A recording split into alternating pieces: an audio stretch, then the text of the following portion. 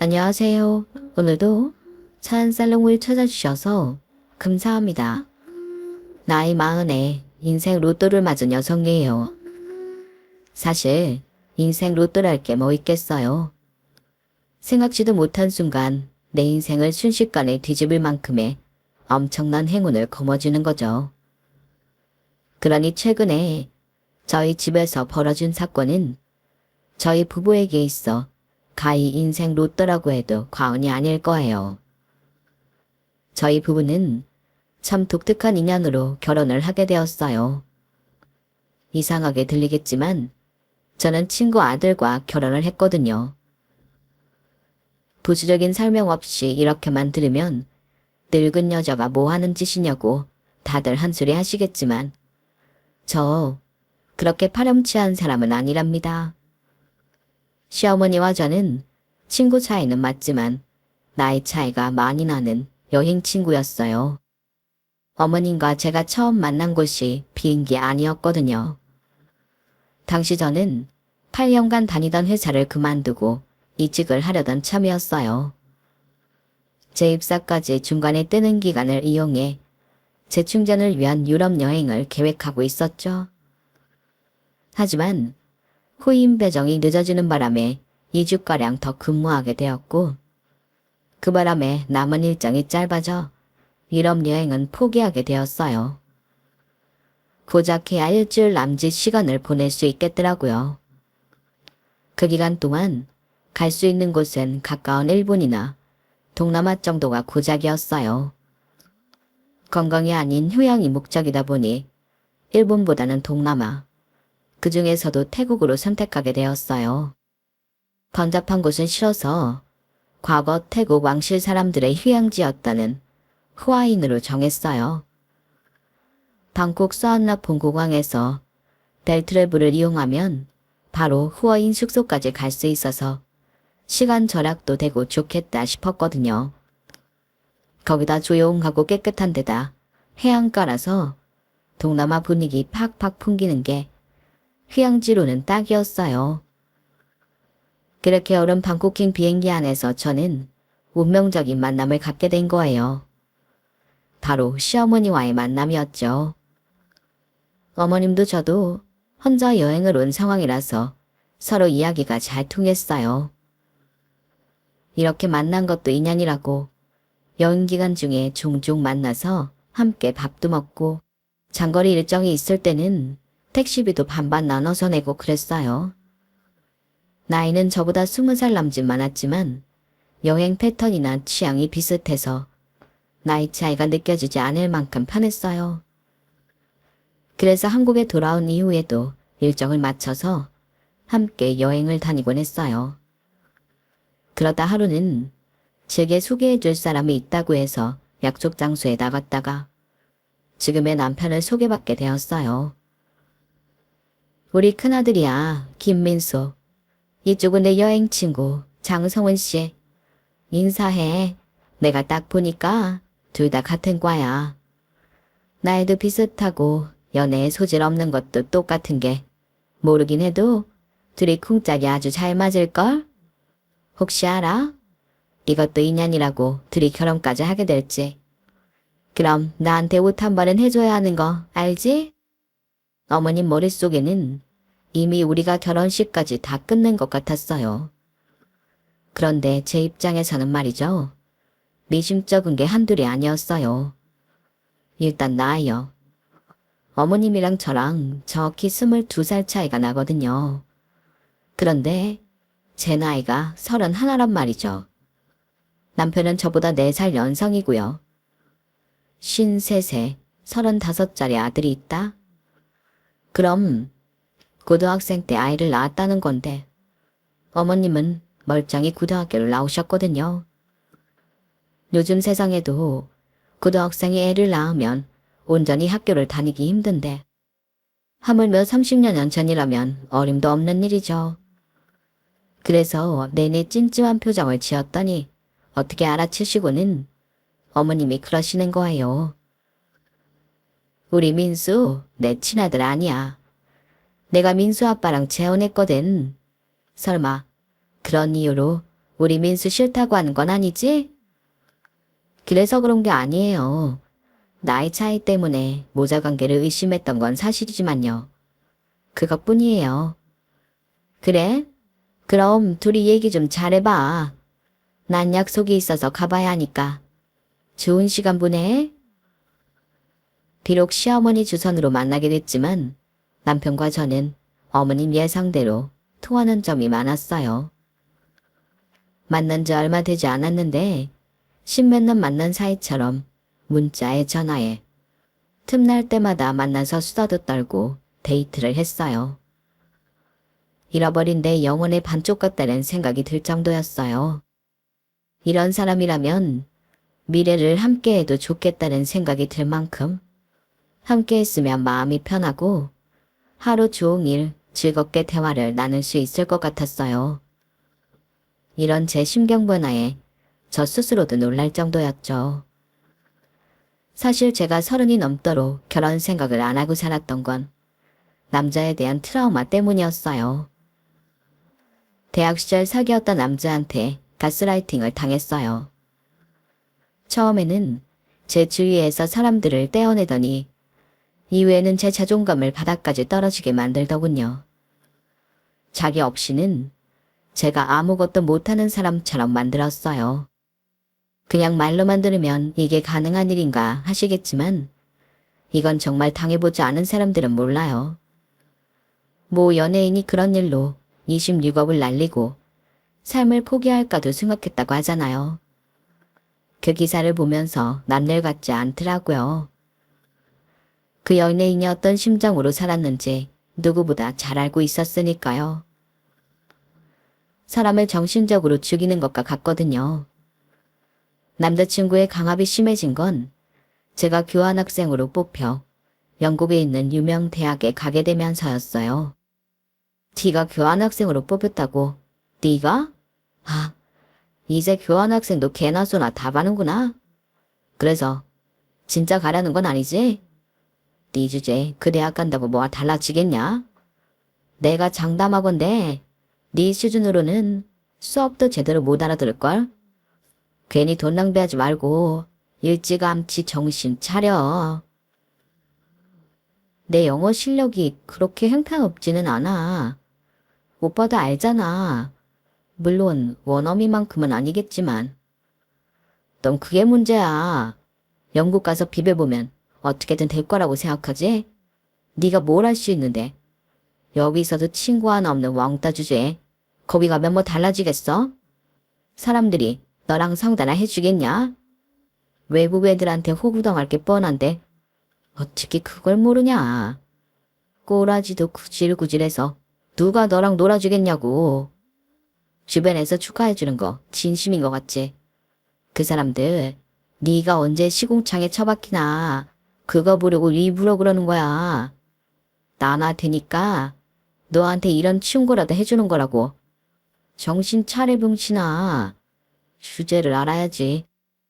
자기들 교환학생 신청을 했다가 떨어져서 더 저를 못살게 굴었다는 건 나중에야 알았어요.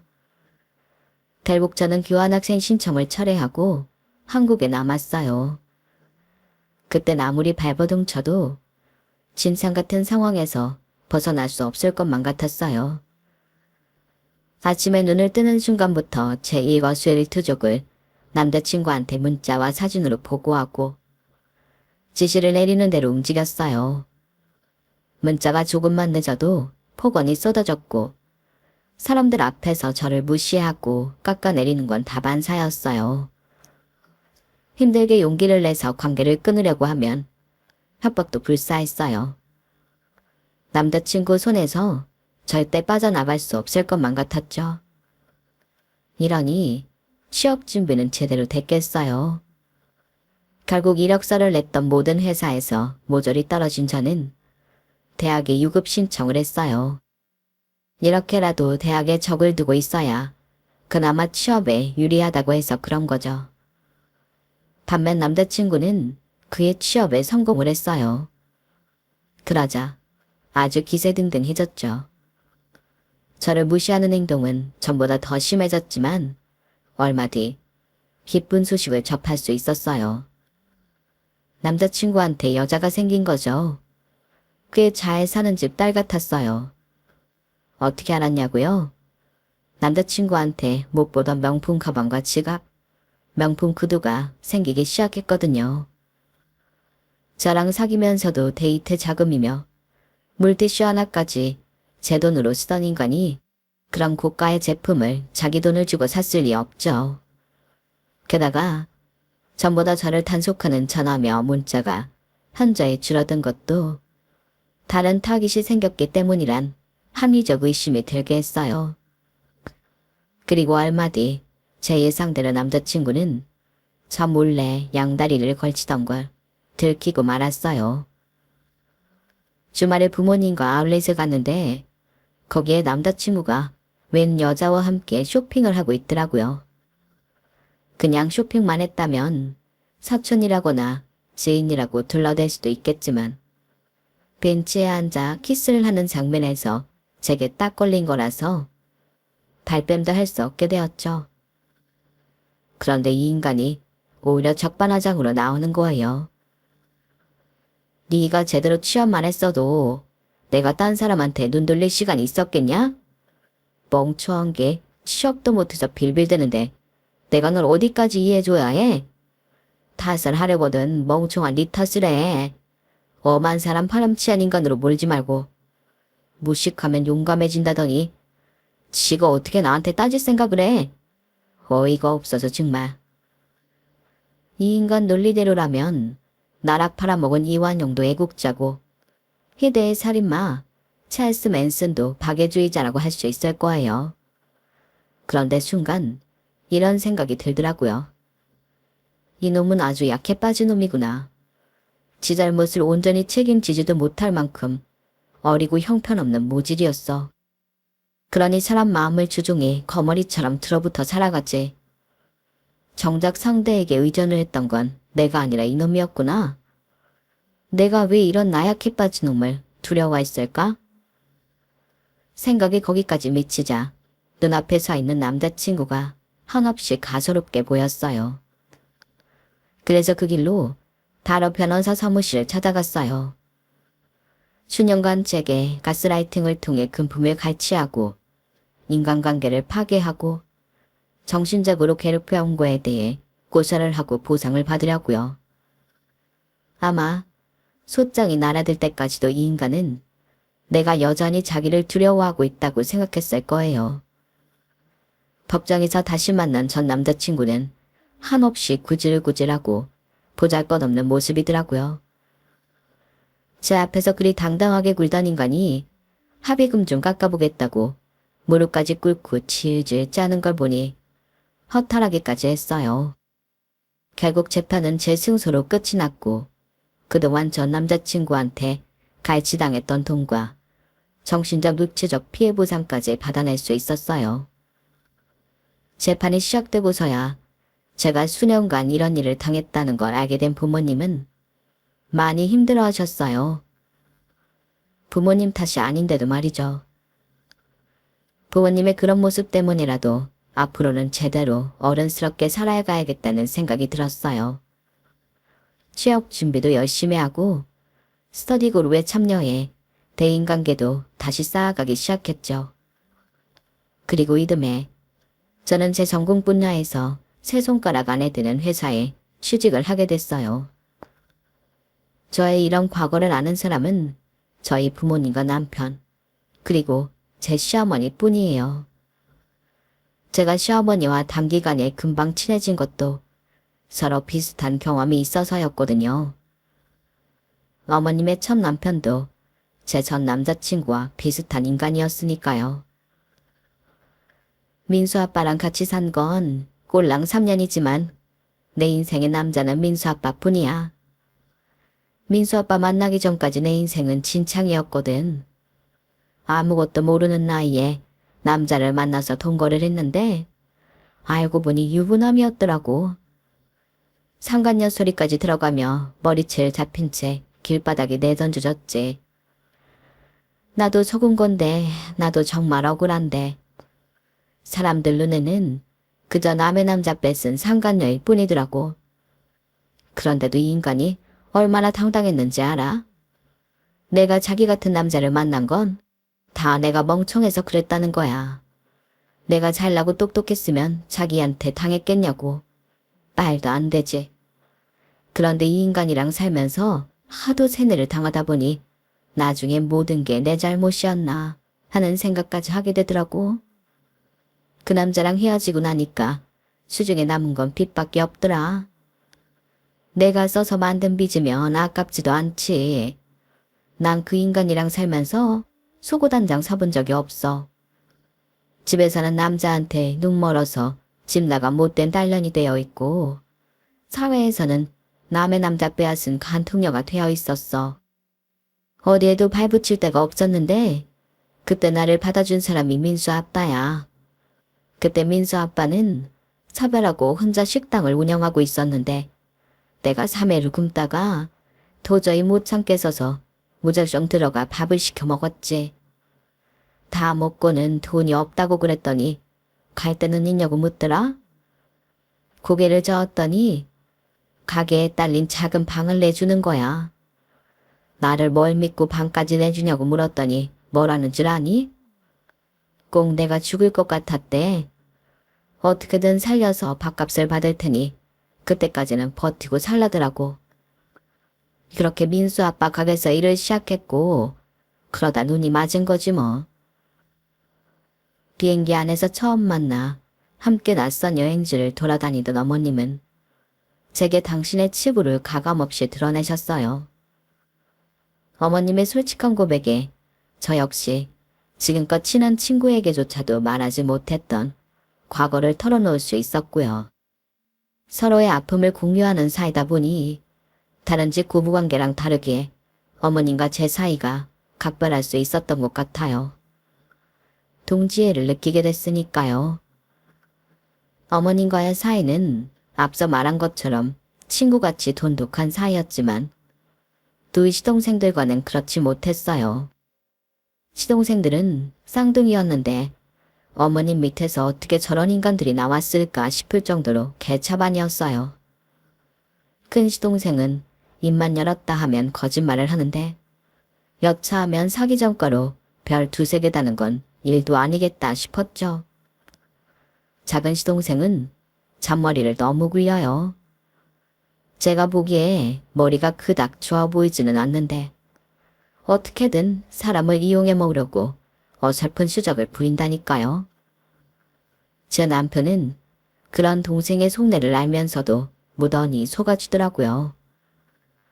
처음엔 동생들한테 당하기만 하는 남편이 답답하고 안타깝기만 했는데 자기만 남편 상황을 따져볼 때 그럴 수밖에 없었을 거라는 생각이 들어 무던히 넘기려고 노력했어요. 사실 그렇잖아요.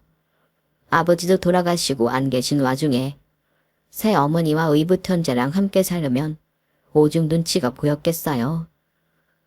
아무리 어머님이 제 남편을 예뻐하신다고 해도 친자식들보다 예뻐했겠어요.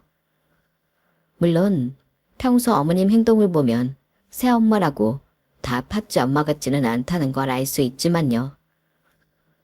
아버님이 하시던 식당을 이어받은 어머님은 특유의 유쾌한 성격과 사업수단으로 아버님이 하시던 때보다 훨씬 번창시켰어요.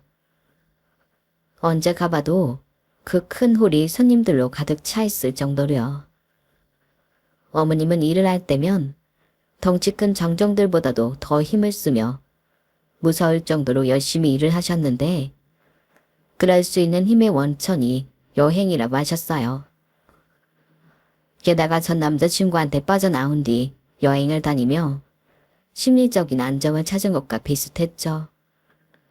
결혼 후에도 가끔씩 어머님이랑 둘이 여행을 다니곤 했는데 솔직히 남편한테 말 못하는 것도 스스럼 없이 털어놓을 수가 있어서 편했어요. 속 깊은 남편의 마음 터놓고 지내는 시어머니까지 결혼 생활이 이렇게 편해도 되나 생각하던 어느 날 생각지도 못한 날벼락이 떨어진 거예요. 네? 저희 어머님이 쓰러지셨다고요? 지금 어디 병원에 계세요? 점심을 먹고 막 자리에 복귀했는데 어머님 가게에서 전화가 온 거예요. 어머님이 주방에서 쓰러졌다고요. 전화 끊자마자 회사에 반차를 내고 병원으로 달려갔어요. 가보니 어머님은 이미 의식을 차린 상태더라고요. 별일이 아닌데 실장이 너한테 전화한 모양이네. 난 괜찮으니까 걱정 말고 돌아가. 온 김에 링거나 맞고 갈 거야. 어머님, 그러지 마시고 기왕 입원한 김에 건강검진 한번 받아보세요. 어머니 벌써 올해 들어 2번이나 쓰러지셨어요. 매번 별거 아니라고 하시지만 아닌 게 아니라고요. 얘는 내가 나이가 몇인데 벌써부터 건강 걱정이니? 나 아직 팔팔해. 한갑도 안 된 사람한테 무슨. 병에 걸려 쓰러지고 난 다음에 늦는다고요. 검사해서 이상 없다고 하면 좋은 거고 혹시 뭐라도 나오면 바로 치료하면 되잖아요. 악착같이 돈 버시면서 어머님이 그 정도도 못 쓰세요? 돈 아까워 그러시는 거면 저희가 낼게요. 저희 어머님이 겉으로 보기에는 건강해 보여도 1년에 한두 번 엄청 아야쿠진하는 걸 보면 그리 건강체질은 아닌 것 같았어요. 올해 들어 벌써 2번째 쓰러지신 거라서 특히 걱정이 되더라고요. 그래서 이번만큼은 어떻게든 건강검진을 받게 하고 싶었어요. 알았다 알았어. 누가 보면 네가 내 시어머니인 줄 알겠다. 며느리 눈치 보여서 내가 건강검진 받는다. 됐지? 어머님은 제 닭달에 못 이겨 생애 처음 건강검진을 받으셨어요. 그런데 생각지도 못한 결과가 나오고 만 거예요. 네? 내가 최정암이라고요? 혹시 다른 사람 거랑 결과지가 바뀐 거 아닌가요? 아니, 난 멀쩡한데? 아픈 데도 없고 밥도 잘 먹고 가끔 소화가 안 되긴 하지만 그거야 가게 일로 신경을 쓰니까. 그럼 수술 받아야 되나요? 가게를 오래 비울 수는 없는데 큰일이네. 어머님은 당신 몸 걱정보다도 가게 걱정을 먼저 하셨어요. 그런데 의사의 한마디에 그대로 굳어버리셨어요. 수술은 안 하실 겁니다. 현재 상황에서는 저희가 해드릴 수 있는 게 없거든요. 그 말은 가망이 없다는 건가요? 수술도 못할 정도로? 죄송합니다. 그제야 상황의 심각성을 깨달은 어머님과 우리 부부는 아무 말도 할 수 없었어요. 그저 머릿속이 하얘져서 뭘 어떻게 해야 할지 감도 잡지 못했어요. 그렇게 멀쩡하던 어머님이 무너져 내린 건 순식간이었어요. 병명을 몰랐을 때는 식사도 잘 하시고 누구보다 건강해 보이셨는데 막상 병명을 알고부터는 제대로 드시지도 못하고 얼굴에 병색이 완연해졌거든요. 결국 얼마 안 가 가게에도 정리하고 병원에 입원을 하셨어요. 상태가 너무 안 좋아져서 집에 혼자 계실 수가 없었거든요. 물론 시동생들과 함께 살고 계시긴 하지만 남자들이라 그런가 엄마가 아프다는데도 신경들을 안 써요. 지들 놀 거 다 놀고 먹을 거 다 먹고 다녀도 어머님 모시고 병원 한번 가는 꼴을 못 봤어요. 나이가 어리기라도 하면 말도 안 해요. 둘 다 저랑 동갑이니까요. 오히려 피 한 방울 안 섞인 제 남편은 퇴근길에도 본가에 들러 어머님 상태를 보고 오고 주말엔 저와 함께 본가에서 살다시피 하는데 친자식들이 왜 저러나 몰라요. 그러다 보니 어머님이 한밤중에 응급실에 실려간 것도 한두 번이 아니에요. 그것도 어머님이 직접 119에 전화해서 응급실에 실려가신 거니 말 다 했죠.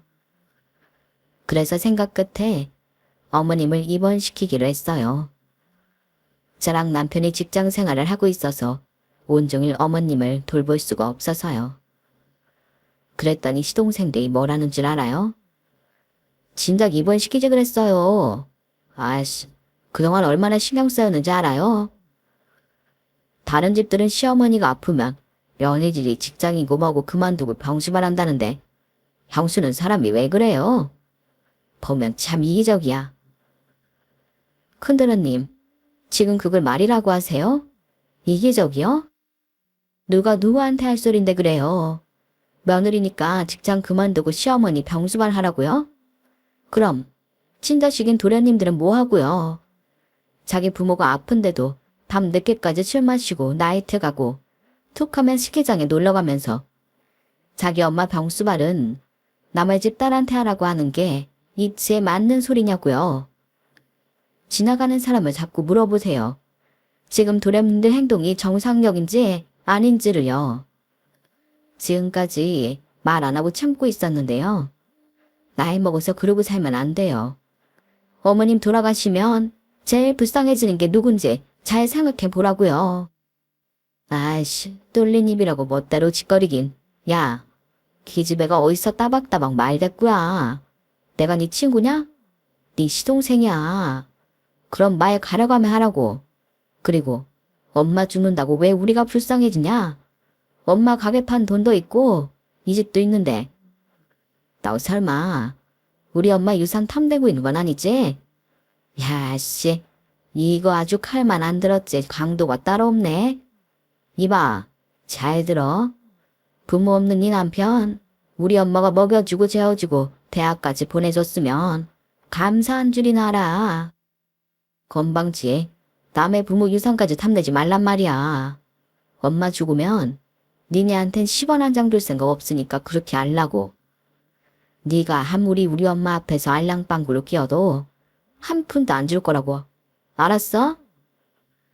시동생은 벌써부터 부모 유산 챙길 생각만 하고 있더라고요. 둘째 시동생은 어떠냐고요? 그놈이 그놈이죠 뭐. 어머님이 두 눈 시퍼렇게 뜨고 살아계신데도 어머님 유산 받아서 사업할 생각보다 하고 있더라고요. 다니던 직장까지 그만두고 본격적으로 사업 구성을 한답시고 여기저기 쏘시고 다니는데 정말 욕밖에 안 나왔어요.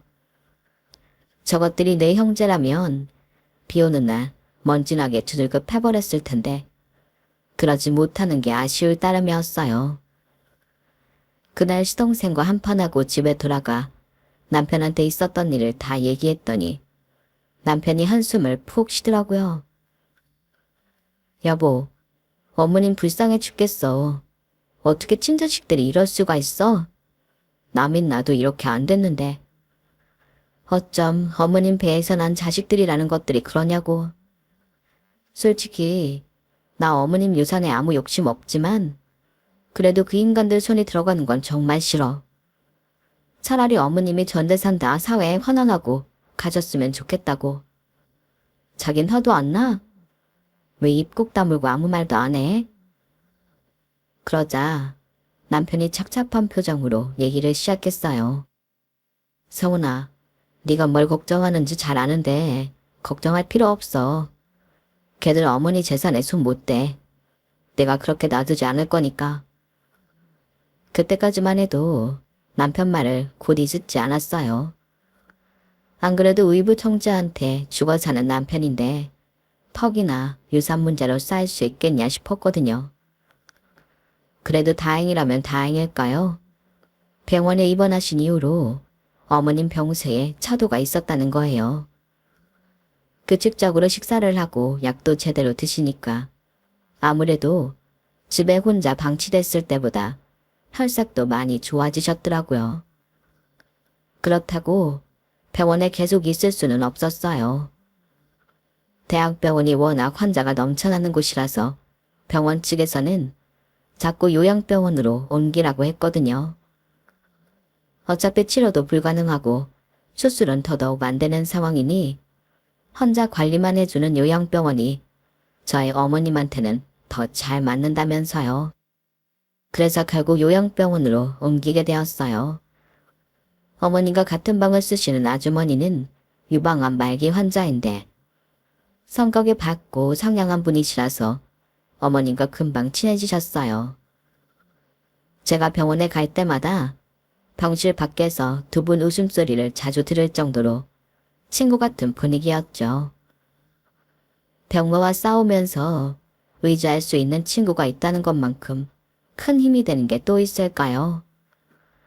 그래서 두 분이 오래오래 서로 힘을 받으며 병마와 싸워가시기를 바랐어요. 그런데 그런 바람이 산산이 부서지고 만 거예요. 한동안 상태가 괜찮았던 어머님이 갑자기 병세가 악화되셔서 의식 없는 채로 지내게 되신 거죠. 그런데 그 와중에 두 시동생이 병원으로 들이닥친 거예요.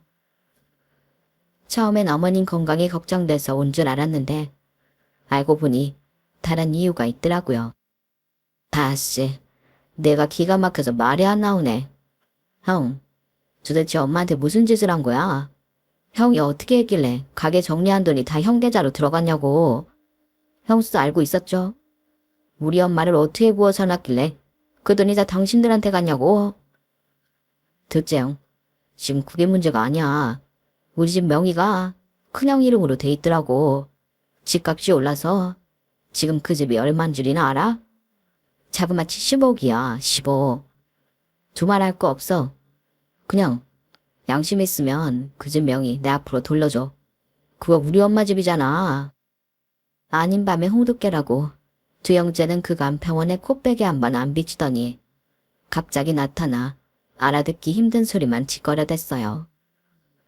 둘이 사전에 조율이 안 됐는지 나중엔 서로 집 명의 가지고 싸우기까지 하더라고요. 야, 막내나 웃긴다. 그 집을 왜 네 명의로 해?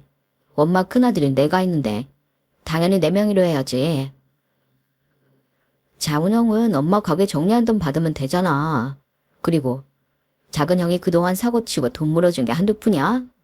깽값 물어준 돈만 해도 1억은 되겠다. 아 몰라 씨발 1억인지 2억인지 나는 잘 모르겠고 암튼 내 건 내 거야. 그때였어요.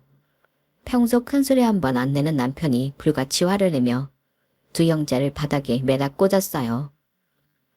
그리고 나직한 목소리로 말했죠. 이 벌어지만도 못한 새끼들 같으니라고. 니들 눈에는 돈만 보이고 사경을 헤매시는 어머니는 안 보이니? 그깟 돈 때문에 어머니 앞에서 이런 치태를 보여도 되는 거냐고. 그래. 내가 말로 한다고 니들이 들어먹을 놈들이 아니지. 한 번만 말할 테니까 똑똑히 들어. 어머니가 운영하시던 가게 내 아버지 가게였어. 아버지 돌아가실 때 어머니가 내 명의로 바꿔주신 거라고. 니들은 그동안 어머니가 벌어오는 돈에만 관심 있었지. 가게가 누구 거인지는 상관 안 했잖아. 안 그래? 그런다고 그 가게를 형이 갖는 게 말이 돼? 왜 말이 안 돼?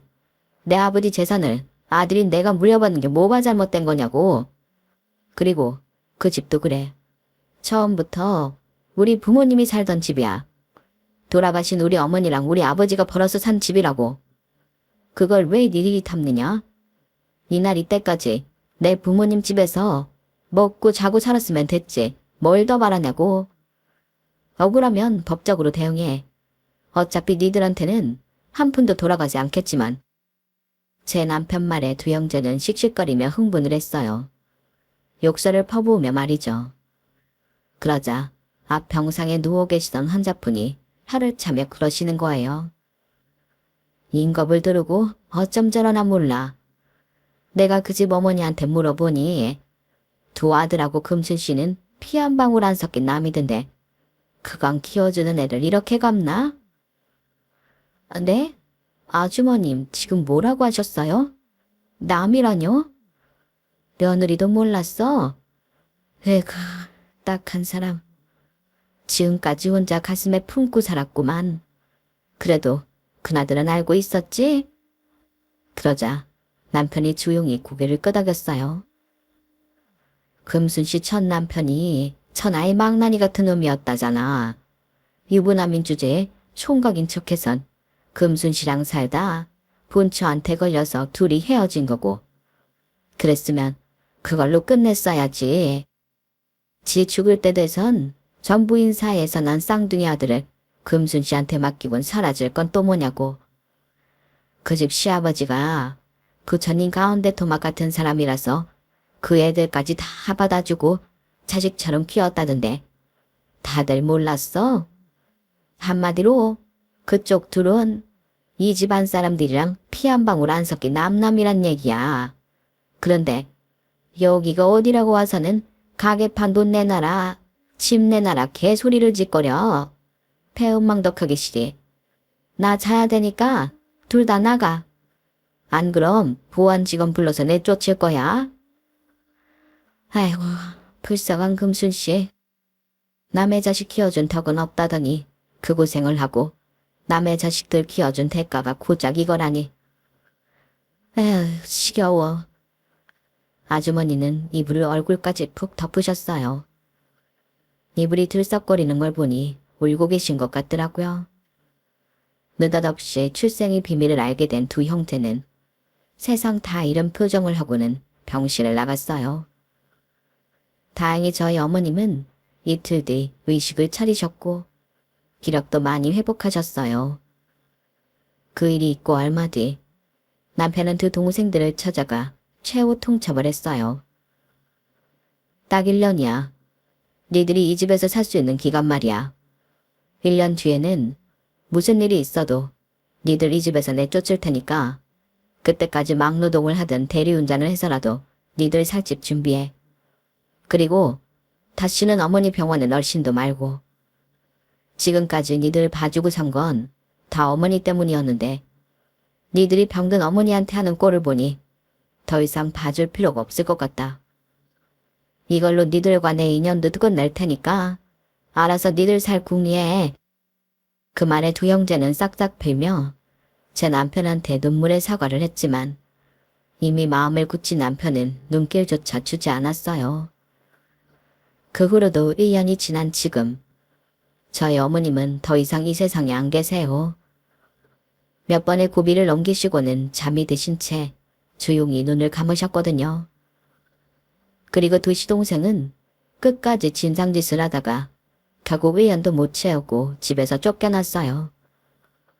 집문서를 훔쳐서 사금융에 대출을 받으려다 걸려서 남편이 경찰에 신고를 했거든요.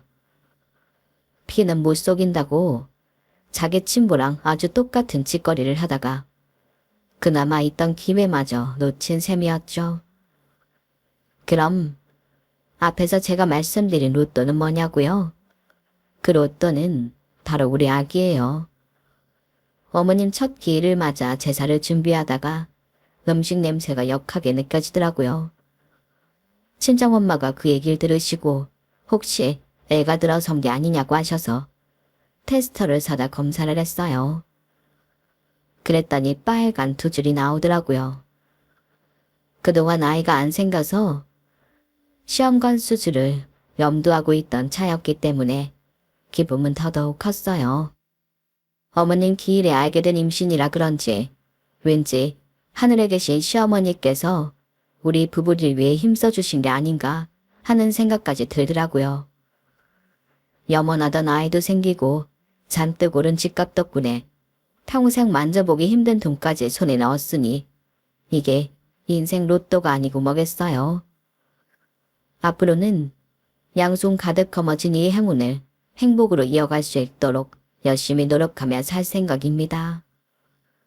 지금까지 제 사연 들어주셔서 감사드려요. 여러분들도 항상 행복하세요.